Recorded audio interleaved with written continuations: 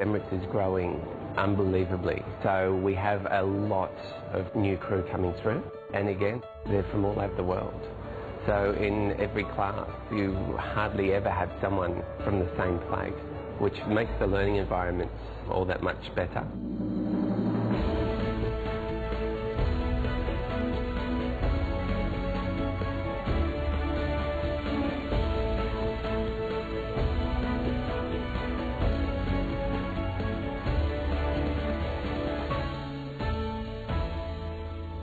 We quite often get a few people that have previously flown before with other airlines, and they come to join us, and quite often, you know, they'll make comments about how different the training is when they come to Emirates, like how it gives you that real sort of experience of being on board an actual aircraft.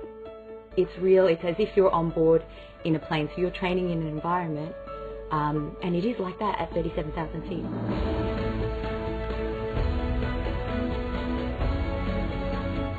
So hands-on. The training facilities here are second to none. They're amazing, the simulators. It gives you an actual feeling of what it's going to be like out there, so you can experience it all here and learn how to deal with things once you get out there. The training stimulates all your senses. They stimulate your hearing, your visual, really fooling your body into thinking that you're flying and you're doing emergency situations. So that is our objective, is to have the best and highest safety standards in the industry. That is our ultimate goal. Part of the confidence that we build in our cabin crew is by giving them a really realistic training environment that is exactly the same as what they would get if they were on a flight. We create real customer environments in a CST that is actually exactly the same as the 380 or if not the 777 that they will fly on board.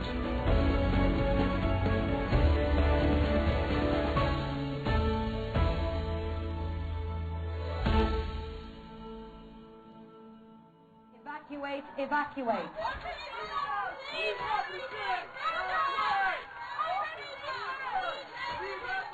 This is not your ordinary cabin crew training. Here at the state-of-the-art Emirates Aviation College, new trainees undergo an intensive 7.5-week course where they are tested not just on theory and procedures, but putting their knowledge to practice. So in case of any real-life emergency, the crew are well prepared.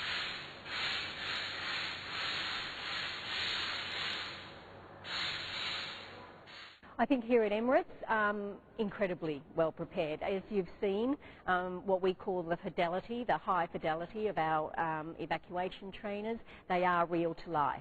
We're very lucky that our shareholder, our owner, understands that if you're going to get the best in the air, you actually have to make sure that the people here on the ground have the best. To remind yourself of the safety aspects of this aircraft, please read the safety card in your seat pocket. As passengers, when we fly, we can sit back, relax, and enjoy the ride. But for the crew on board who look after hundreds of passengers, it's not just about serving a hot meal, but being prepared for whatever happens at 40,000 feet.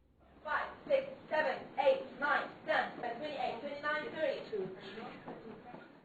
But what's the most common emergency on board? Medical is probably the majority of things that we have.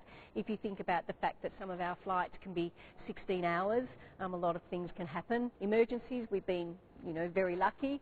We have some things like rejected takeoffs and those sorts of things that many airlines have, but we really haven't had anything major. So the crew get to practice a lot of things that I hope and I know they will never ever have to deal with in real life.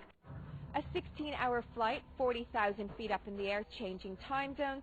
Flying can be tough as a passenger, and it definitely isn't an easy job. But you'd never know by the number of worldwide applicants. In 2011, there were over 90,000 applicants, and only 4,000 were selected to join.